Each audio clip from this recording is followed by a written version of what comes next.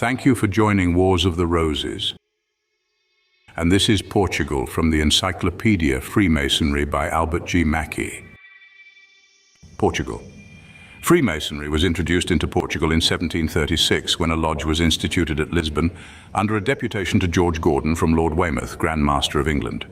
An attempt was made by John Custos to establish a second in 1743, but he and his companions were arrested by the Inquisition and the lodge suppressed. Freemasonry must, however, have continued to exist, although secretly practiced, for in 1776 other arrests of Freemasons were made by the Holy Office.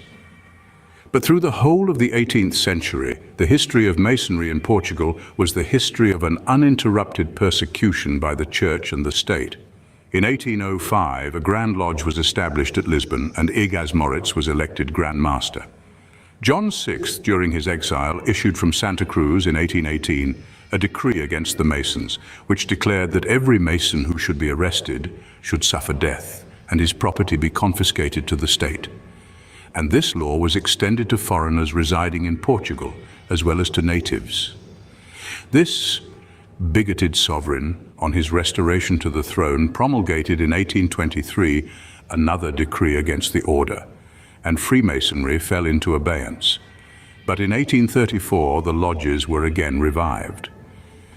But dissensions in reference to Masonic authority unfortunately arose among the fraternity of Portugal, which involved the history of the order in that country and much confusion.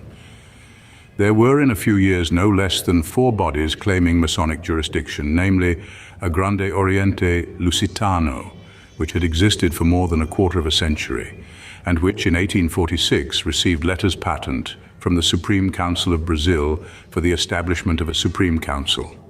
A provincial Grand Lodge under the jurisdiction of the Grand Lodge of Ireland, with a chapter of Rose Croix working under the authority of the Grand Council of Rights of Ireland, and 2 Grand Orients working under contending Grand Masters. Many attempts were made to reconcile these opposing bodies, but without success. And to add to the difficulty, we find about 1862 another body calling itself the Orient of the Masonic Confederation.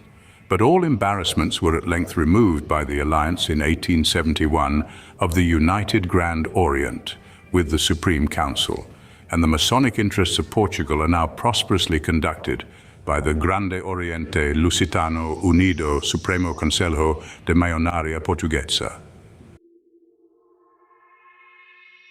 Claims that Freemasonry flourished in Portugal as early as 1727 may or may not be true, but according to the minutes of the Grand Lodge of England, it is certain that a dispensation was granted to brethren at Lisbon on April 17, 1735. Continuous opposition to the craft culminated in 1743 in the issue of an edict of death against Freemasonry by King John V. The craft revived in 1761 only to be crushed in 1776 by the Inquisition. Lodges were held in ships in the harbour amid the most unusual surroundings. These dangers, it seems, only made the craft grow stronger, for a Grand Lodge was actually organized during this period. This was closed by the Grand Master in 1807 to prevent its coming under the rule of the Grand Orient of France.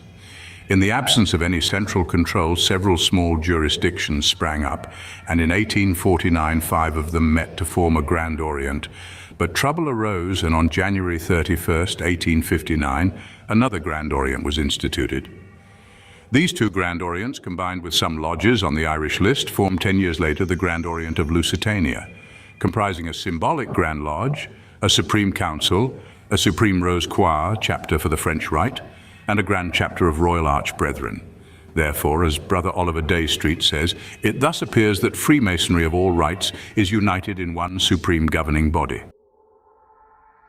Thank you for watching, and please don't forget to share, like, subscribe and comment, and if you can, please consider donating to Wars of the Roses. Links to PayPal and Patreon are in the description. Thank you so very much.